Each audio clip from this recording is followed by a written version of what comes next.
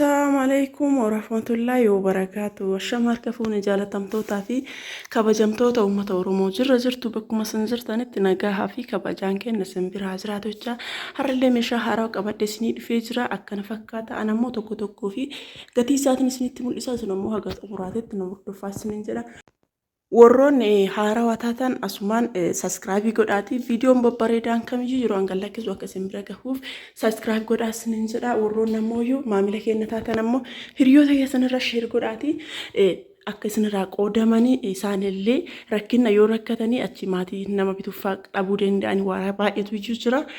Rakkina san jalaa akka bahanii meeshaa babbareedaa kana bitatanii nagaa hamman ofii kaayatanii yeroo galan qophaa'aatti galaniif share godhaa fi hiriyoota keessanii isiniin jedha. Kuwwan ammoo subscribe godhaa. Namni kamiyyuu adaraa keessan like osoo godhin bira hin darbina. Yeroo isin like gootan viidiyoon kiyya nama baay'ee bira naaf faffacaa waan ta'eef like godhaa adaraa keessan isiniin jedha. Amma ammoo gara meeshaatti isin keessa isiniin jedha. Meeshaa tokko tokkoon gatii isaa wajjin isinitti hima. Jalqaba irratti roottoodha. Roottoon abbaa litirii 400 fi digdamaati. Argattanii abbaa 400 fi digdamaati guddicha jechuudha. Garaan isaa keessi gabarii qabu originaalii ka ta'e jechuudha. Argattanii garaan isaa keessi gabarii qaba. Akkana fakkaata. Natti garaan isaa keessi gabarii qaba jechuudha. Akkana fakkaata. Gatiin isaa birri 2600 jechuudha. Itti aansuudhaan televiziiniidha. Televiziiniin abbaa 32ti. Akkuma isin argitan kana keessaa ol baasee isinitti mul'isu kama duraa saniin bitame jechuudha. Kama baratameen bitame Opal TV bitame jechuudha. Baay'ee tokko jaalatamaa waan ta'eef baay'ee tokko bareedaadhaallee akkasuma jaalatamaadhaallee akkuma isin argitanii dishiin isaa dishii guddicha jechuudha. Eeleen isaa guddicha. Deekiilleen kinoo gold star kana jechuudha. Meeshaaleen guutuun kinooti asuma bira jira jechuudha. Kun gamanni kun kadishiiti jechuudha. Meeshaan guutuun anuma bira jira jechuudha. Televiziiniin birrii 10,300 jechuudha. Meeshaan isaa kun 3,700 jechuudha. Walirra birrii 14,000 akkana fakkaata jechuudha. Itti aansuudhaan saanii waxiiti. Saanii waxii akkana fakkaatti ta duraa irraa layyatti jettee bareeddee dhufte jechuudha. Namoonni bitachuu barbaadan waxii saanii ayinataa bitachuu hin dandeettan isiniin jedha. Gatiin isaallee guddii miti. Jiddu galeessaa akkuma isin argaa jirtan kana jechuudha. Baay'ee takka originaalii bareedduu taate jechuudha. Yoo barbaadan kunillee guutuun isaa keessaa baha jechuudha. Akkanatti argitanii kunillee guutuun isaa keessaa baha akkanatti jechuudha. Keessaa baha argatanii akkana fakkaata. Gatiin isii ammoo birrii 1,200 qofa jechuudha. Gatiin isii waan hin tilmaamamne 1,200 qofa jechuudha. Itti aansuudhaan saanii gloobaaliidha. Kunillee kadishiiti. Saanii gloobaaliidha. Saanii gloobaaliin kun akkuma isin argaa jirtan kana kilooti. Saanii bifa adiidhaan naabitiyaan jettee bifa adiidhaan bitee fi saanii gloobaaliin kunillee hin beektanii keessaa olii hin baasu. Harka tokkoon viidiyoo waraabaa jiruuf keessaa olii hin baasu isinitti mul'ata jedhee yaada. Gatiin isaallee birrii 4,800 jechuudha. Akkuma baratame sanii. Inni biraa ammoo burcuqqoo aananiiti. Burcuqqoo aananii kafannoo xiqqoodhaan naabitii naan jettee akkuma isin argattan kana xiqqoo fi guddoo jira. Burcuqqoon fannoo kun xiqqoo fi guddootu iyyuu jira.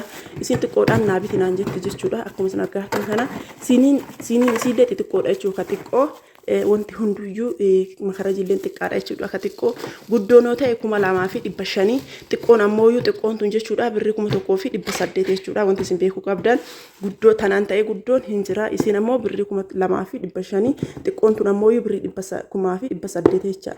Tana birrii 1,800 hin bite. Inni biraa saanii feermuuziiti. Saanii feermuuzii abbaa firee 3 naabitii naan jette. Abbaan firee 3 birrii 2,500 jechuudha. Inni biraa kabishaan ho'isu. Kabishaan ho'isu kun baay'ee tokko waddadee jira. Kun ammoo originaalii miti hin beektanii yoo gubata jechuudha. Inni kun birrii 2,600 jechuudha. 2,600 galee jira. Kabishaan ho'isu kun jechuudha. Baay'ee tokko originaalidha. Birrii 2,600 jechuudha. Namoonni bitachuu barbaadanii. Inni biraa ammoo makarajiidha. Makarajii abbaa litirii 2 fi abbaa litirii tokko naabitii naan jette wanti isin beekuu qabdan abbaa litirii 2 jedhanii ka gurguran tokko nexiba uumamaan 2 sirriitti hin guutu. Lamaan kun saayizii guddaa fi xiqqatu iyyuu jira jechuudha. Isin saayizii guddaadhaan bitee fi namoonni bitattan makarajiin abbaa litirii 2 ta'ee saayiziin xiqqaa fi guddatu iyyuu jira. Sirriitti eeggannoo godhaati. Erga bitachuun hin oolle saayizii guddaadhaan bitadha. Saayizii xiqqaa fi saayizii guddaa jira. Litirii 2 iyyuu jechuudha. Kun saayizii guddaadhaan biteef jechuudha. Birrii 650 jechuudha. Kanallee abbaa litirii tokkooti. Abbaan litirii tokko kunillee naabitnaan jette inni illee birrii 450 jechuudha. Akkana fakkaata inni biraa ammoo zayitiidha. Zayitii illee haadha kiyyaa naa geessii naan jette zayitii kino abbaa litiri 3 birrii 500 jechuudha. Inni biraa ammoo buna kiiloo tokko naa geessii naan jette bunni ammoo birrii 450 jechuudha. Buna bareedaadha. Keessaa himiitu buna bareedaa baay'ee namatti toludha jechuudha. Isinitti mul'ata buna baay'ee bareedaa namatti toludha jechuudha. Birrii 450 jechuudha. Inni biraa ammoo burcuqqoo warqaamaa adiidhaan naa bitii naan jette akkasuma burcuqqoo warqaamaa adiidhaan biteef jechuudha. Akkuma isin argaa jirtan kana burcuqqoon warqaamaan birrii 2000 jechuudha. 2000 biteefi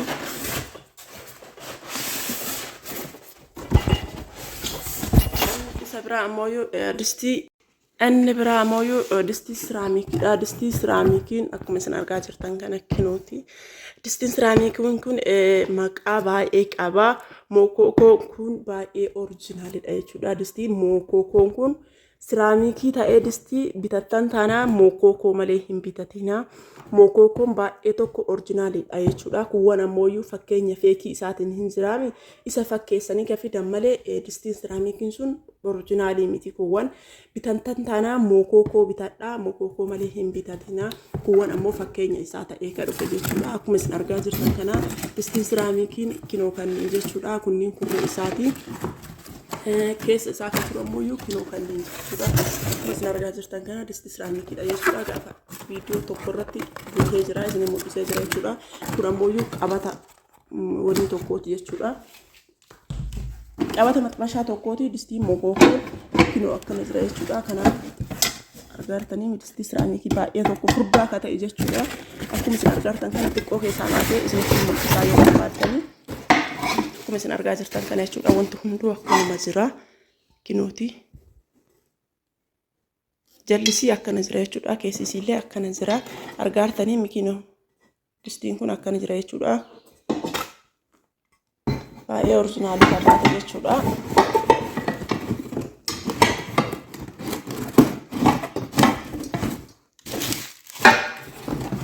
Yoo bitattan mookokoo malee hin bitatinaa isinin jedha kinooti. Mookokoo bitadhaa isinin jedha.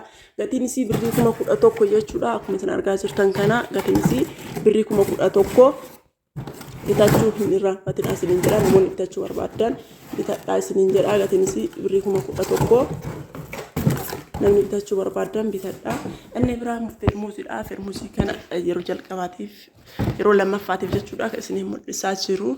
Firmuusii kana hin beektanii. Firmuuzii baay'ee guddaadhaallee akkasuma bareedaa akka ta'e jechuudha. Firmuuzoota bitu keessaa firmuuzii kana jechuudha kan jaaladhe. Waa lamaaf jaaladhe. Inni tokkoffaa guddaadha. Inni lammaffaa akkasuma bareedaadha jechuudha. Firmuuzii kana namni beektan hin beektanii. Argartanii firmuuzii kana firee lamaa isaatti walirra akka bite jechuudha. Argaa jirtanii firmuuzii kana baay'ee tokko bareedaadha. Ani baay'ee tokko jaaladhe jira. Akkuma isin argitan kana jechuudha. Gatiin isaa birrii 5,000 jechuudha. 2,500 lamaan isaa birrii 5,000 bite jechuudha. Firmuuzii kana baay'ee tokko jaaladheera isinii. Ani natti tolee jira jechuudha. Isinillee jaalattan taanaaniin bitadhaa isiniin jedha akkana fakkaata firmuuzii kana. Inni biraa ammoo as biratti maashina juusiiti. Maashinni juusii kun baay'ee isinitti hin mul'atu. Kinooti saachiidha. Saachiidha jechuudha. Saachiin kun aynata baay'ee qaba hin beektanii. Saachii ta'ee kaartoonii gurraachaatu jira. Saachii ta'ee kaartooniin isaa gabaabaatu jira. Saachii ta'ee jechuudha. Akkana kaartooniin isaa amma kun baay'ee tokko dheeraadha jechuudha. Amma gama carrashaa kaartooniin isaa dheeratu jira. Saachiin aynata baay'ee qaba. Akkuma isin beektan saachiin aynata baay'ee qaba jechuudha. Feeggannoo barbaachisa jechuudha. Saachii bitachuudha. Feekiin isaallee hin jechuudha. Akkasuma ta'ee wanti biraa kasirri ilaaluu qabdan illee as biratti illee lakkoofsa laalamu jira. Giraamiin isaa kan laalamu jira jechuudha. As bira argartanii giraamiin isaa as bira waatiin isaa jechuudha.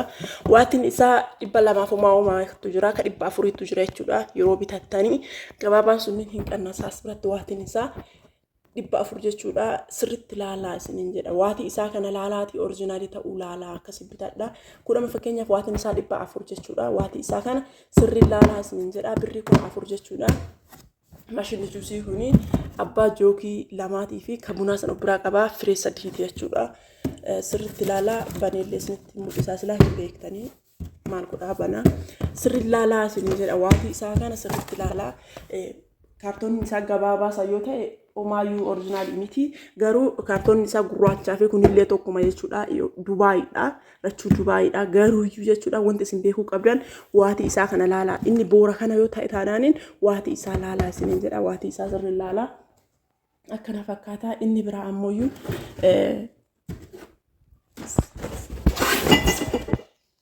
saanii feermuus saanii shoorbaa jechuudha. Saanii shoorbaa akkuma isin argaa jirtan kana shorbaati jechuudha.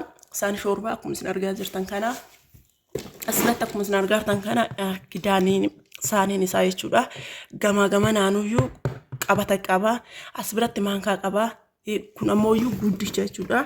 Argaatanii kun ammoo guddichi isaa kun cilfaan isaallee guddaan kana kunniin ammoo xixiqqaadha. Xixiqqaa kan kararii barbaadanii bitachuu dandeettanii buleedhaan adiidhaan gurraachaan kan barbaadaniin as bira argitanii qabata qaba jechuudha. Lachuu maankaalee xixiqqoo maankaa maraaf biraa qaba. Keessaa baasaa silaa yoo keessaa baase ammoo keessaa baase taanaaniin namaa hin deebi'u jechuudha. Yoo keessaa baasan namaa hin deebi'u. Akkaataa qajeelee namaa hin galu jechuudha. Sababa saniif jecha jalaa keessaa baasuu hin barbaanne jalaa cabaa wanti hin ulfaata waan ulfaatu jalaa cabaa burcuqqoodhaan hin beektanii waan burcuqqoo ta'eef jalaa cabaa waan ta'eef keessaa hin baasu as biratti akkanatti daraaddaramee jira. Sibiilli isaa kun gana akkana gubbarra gala jechuudha. Kan sibiilli dheeraan kun gana deebi'ee gubbarra gala fidee isarra daraaddarame jechuudha. Burcuqqoon kan daraaddaramu kun as gubbarratti kanneen irra daraaddarame jechuudha. Kun ammoo gubbaa ol fannisamee kurreen isaa asirra fannifame jechuudha. Haadhoon kunoo as keessa jira duraayyuu as keessaa hin bahu. Burcuqqoon xixiqqoon ammoo as keessa jirti jechuudha. Firee takkaan galti. As keessa ammoo maankaa xixiqqaatu jira jechuudha. Kun ammoo maankaa guddicha jechuudha. Kan kidaanii guddaati. Akkana fakkaataa maashaallah baay'ee tokko bareedaadha. Namoonni bitachuu barbaadan ramadaanaaf maatii keessanii bituu barbaadanillee bitachuu barbaadanillee ramadaanaaf bitadhaa isiniin jedha. Gatiin isaa birrii 6,500. Bitachuu barbaannaaniin bitadhaa isiniin jedha. Gatiin isaa birrii 6,500 bitee akkana fakkaataa. Namoonni bitachuu barbaadan bitadhaa isiniin jedha. Akkana fakkaata jechuudha. Bitanii namaa hin galu takkatti ta'a. Yoo socho'ee namaa hin galu qajeelee saniif jecha ani fuudhuu didu.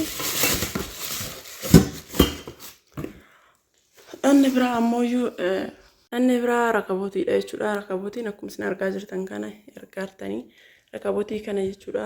Maashaallah rakabootiin kun baay'ee tokko bareeda. Namni baay'een hin jaalata jechuudha. Kun ammoo mandajaa isaati. Kun ammoo kan ixaanni itti aarfamu jechuudha. Kun akka jabanaan irra taa'u akkana fakkaata jechuudha. Rakabootiin kun sufraa qaba. Sufraa diimlaayitii qaba jechuudha. Amma na bira garas jira ka'ee isinitti mul'isuuf jecha malee sufraa qaba. Sufraan isaallee warqaama isuma fakkaata. Deebi'ee diimlaayitii qaba. Gatiin isaa rakabootii 3,300 sufraan ammoo 2,000 jechuudha. Caafin isaa shubboo qabaallee akkasuma diimlaayitii qabaallee jechuudha. Inni biraa maashina daabboo ikoosaniidha. Maashina daabboo ikoosaniin akkuma isin argaa jirtan kana aynata baay'ee qabaa. Akkasuma ikoosaniin kun baay'ee bareedaadha. Anammoo ikoosanii ma bitaa yeroo hunda na biratti baratamaadha hin beektanii. Akkana fakkaata jechuudha ikoosaniidha. Maashina daabboo ikoosaniidha. Ikoosaniillee birrii 13,000 jechuudha akkuma isin beektanii. Innillee birrii 13,000 meeshaan kenna har'aa akkana fakkaata. Namoonni jaalattan keessa na dubbisuu hin irraanfatina. Lakkoofsi bilbilaa kee duwwaa 972 duwwaa 25 19 irratti heeloo jettan telegiraamiilleen waasaappiilleen daayirektiilleen kanuma waan ta'eef gamanumaan argachuu dandeettu jechuudha. Xumura irratti illee jalqaba irratti illee wanti isinitti dhaamadhu wanti dagachuu isinillee hin qabne viidiyoo kana laaltan taanaan laayikii osoo hin godhin bira hin darbina isiniin jedha. Yaadallee qobaattaan koomentii irratti barreessaa. Qeeqallee ta'ee yaada irratti nama jajjabeessullee ta'ee kamiyyuu isinirraa fudhadhaa. Maamiltoota keessanitti illee sheer godhaatii akka viidiyoon kun gama boota hundatti naaf faca'u godhaa isiniin jedha. Namni laaltan kamiyyuu adaraa keessan laakii osoo hin tuqin laakii fi sabiskiraayib osoo hin godhin bira hin darbinaa isiniin jedha. Meeshaan keenya har'aa akkana fakkaataa jaalatan taanaaniin naa bilbilaa koomantii irra barreessaa.